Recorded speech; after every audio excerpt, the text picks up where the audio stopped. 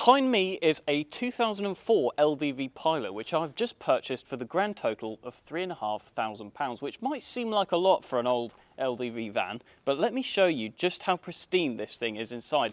I mean, on the exterior it's pretty good as well, but just get a look in there.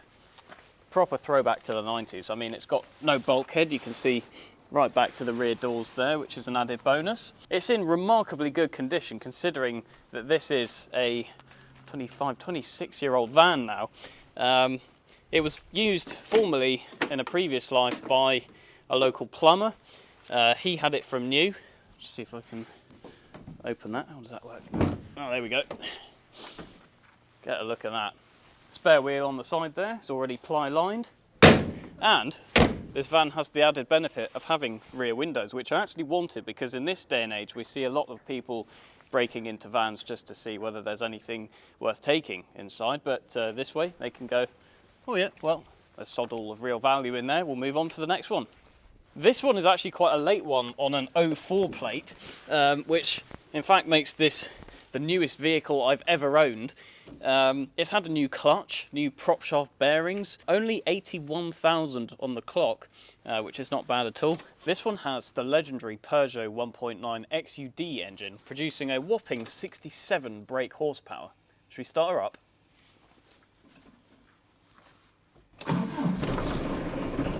Oh, we'll just let the glow plugs warm up. Come on, come on. Listen to that, 67 finest Great British horses. These weren't the most refined vans, as you can probably tell. They were based off the original Sherpas, obviously from the 70s. So by the late 90s, these were massively outdated, really. So you can imagine in 2004, up against the likes of the Mark V Transit, whatever it was, these were not selling particularly well. Apparently these engines can run on vegetable oil, you know. Oh, really? Yeah, but with the price of vegetable oil now, there's not even that much in it between that and diesel, to be honest. Anyway, should we go for a drive?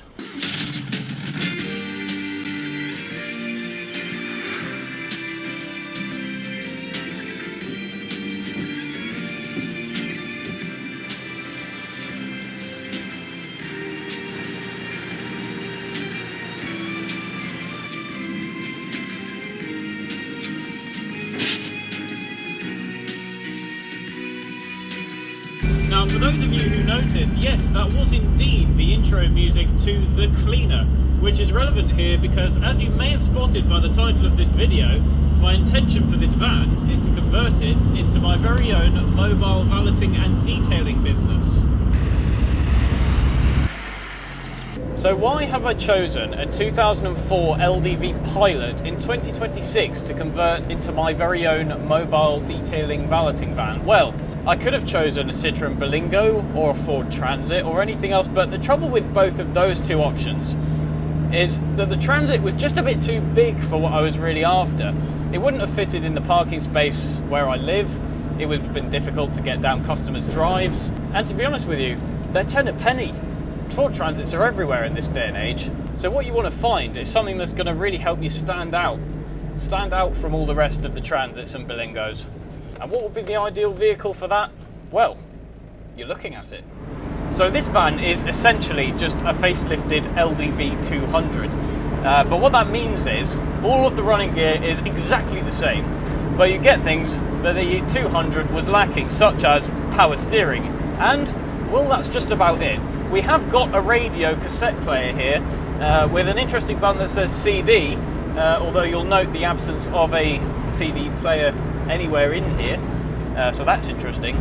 The radio itself does not work, but the cassette player does, so that's good. And another reason for getting an LDV Pilot rather than the more common Convoy was because these vans are so narrow that they can fit into quite tight parking spaces, and that will also be helpful when I'm going down quite narrow driveways as well.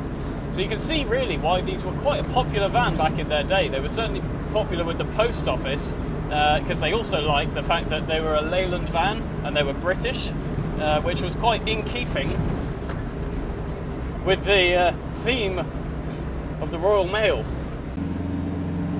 It is also quite a bouncy van. It's got a very soft suspension on it, which means that although it does swallow up the bumps quite nicely, you do get bounced around rather a lot. Although when it's more heavily laden, I would imagine it probably comes into its own a little bit more on that part. Another good thing about this van is it has got a 5-speed gearbox, so no 4 on the floor here. But if it's good enough for the post office, it's good enough for me. We've come out for a drive in the stunning, lovely New Forest at the moment. It's a dry day, there's no salt on the roads today, which is a very important consideration with these vans, as they did like to rust quite severely. And I mean to the extent where I've seen LDVs with literal holes in the floor, so you can see the road as you're driving through the floor. Well ventilated, they would call it, but dangerous is probably another word that springs to mind. And to avoid it getting to that point, and to preserve its stunning original condition of this van, oh, going over a bridge, not panicking, then I will be looking to have it undersealed, probably using Dynatrol or something heavy duty to ensure the van's longevity and to ensure that it has some real long-term protection against the elements and the horrible salty British roads. I think this is going to make a really good valeting van, you know. Oh yeah? Well, yeah, because everywhere I go in it, people will recognise me, it stands out, it's very distinctive, you know. As I was saying before, like, I can't remember the last time I saw an LDV Pilot. If it was at a classic car show, you know, you don't even see many there. It's like most of them have just rusted away or gone to the great scrapyard in the sky. But no, this is day one of LDV ownership for me, and I can confidently say I'm already bonding with it. It's a great little van. You know, it puts a smile on my face when I'm driving it, and I just don't get that about a modern Transit or anything else for that matter, you know. The visibility is great. It's like, you know, on most vans you've got massive A-pillars and tiny wing mirrors. You've got to stick a convex mirror on them to see properly, but these thin little A-pillars here really help when you're manoeuvring. And the fact it's got power steering, I mean, that's just a massive bonus, because I really was not expecting that about an LDV Pilot. When you think of what this design of van came from, the original Sherpa from the 70s, you know, they haven't really changed very much since, in all honesty. I'd imagine the driving experience is very similar. You know, a very unrefined, noisy and overall slow vehicle, but it does the task in hand. You know, it's something you could probably mend with a box of spanners, you know, and some WD-40. This is the ideal vehicle, I think, for a valeting van. And that's probably something that no one has ever said about an LDV Pilot. There are many things that one could say about an LDV Pilot, but somebody wanted to turn it into a detailing van is probably not one of them in 2026. But that's why I want to be that person. I want to be the first person that brings an LDV Pilot back into everyday service in 2026. Because the only ones that are left are probably either camper van conversions or tippers, and even they, you know, are very few and far between. The LDV Pilot as a whole is so thin on the ground now that I think in a few years' time this is going to be a very collectible van.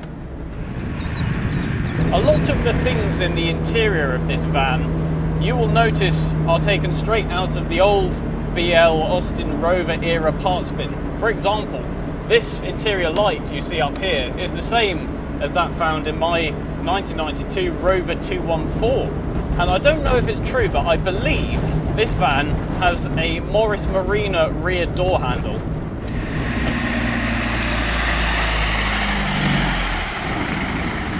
Now, like I mentioned earlier, another benefit of this van is that it's so narrow that you can park it in any supermarket car parking space, as I shall now demonstrate.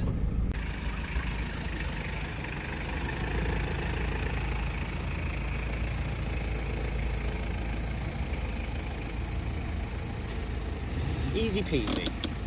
Well guys, that concludes today's video. Thank you very much for watching, and do stay tuned for progress and updates on the van as we get it converted into my very own mobile valeting and detailing business.